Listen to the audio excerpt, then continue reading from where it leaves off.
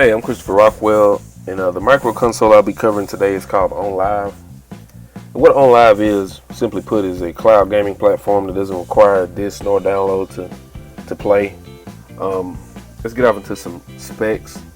It only requires 6 watts of power, 12 volts of power for the adapter, which is the equivalent of an iPad charger. So that kind of puts in perspective just how little power it actually needs compared to Xbox One or something like that, or a larger console.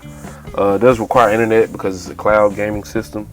So you have your megabit requirements here for each TV size. So you have your 5 megabits for your 40-inch, and so on and so forth. You need at least Wi-Fi or Ethernet, which are the two common ways. You can use your coaxial or your power line network bridges as well. So you have pretty much all you need on the network end. Your video is 1080p or 720p, and you're not going to get as much quality out of that resolution as you would on the Xbox or a PlayStation, because what's happening is all the hard work is being done in a remote location for these games, so all the computing is done separately, and you're being output a video onto the console, which is the reason why this can be a micro console and have such powerful, robust games as well.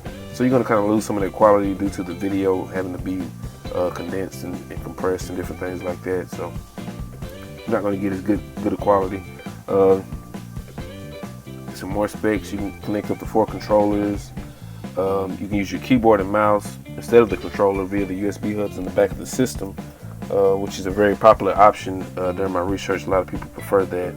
Your headset, most current Bluetooth headsets will work on this device, and you have your dimensions here. It's only a half a pound, very small device, very lightweight. It's only cost $99. It includes the console, the TV adapter, the wireless controller, the rechargeable controller battery, the power adapter, HDMI cable, Ethernet cable, USB cable, and your AA battery. So you're getting everything you need to get up and running as soon as you get it out of the box. And you also have an option: instead of buying the console, you can just get the controller. And because it's such a lightweight console, they can kind of take that out of the equation almost, and just let you download the software and just use the controller as well. So you have different options with this particular platform, and to go outside of the console and actually just get the controller, and you can play via Bluetooth or the wireless TV adapter. If you have an LG Google TV or a Vizio CoStar TV, and you're able to use this as well on tablets and smartphones like the iPhone, the iPad, Samsung Galaxy, and other popular mobile devices like that. The pros and cons, and this is a list I compiled off my research, just kind of seeing what everybody was saying and all the feedback, and kind of compiling this short list. People like that it was cheap. Only $99. You don't have to go out and buy an Alienware computer, buy all the games and all the software and do all the downloading and different things like that required to be one of those hardcore PC gamers. So easy to get off into. Lightweight, very small, doesn't take up much space at all. Very accessible. Like I say, you don't have to download all those softwares and games and different things like that. It's very quick to get your game up and running within probably about 3 to 5 minutes. The cons are: network dependable. You need a good internet connection, a consistent connection.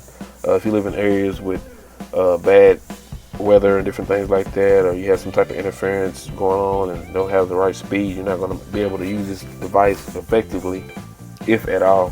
Your poor video quality, like I mentioned before, you're losing some of your quality because of the condensing of the video and different things like that. Small game collection, which brings me to the developers.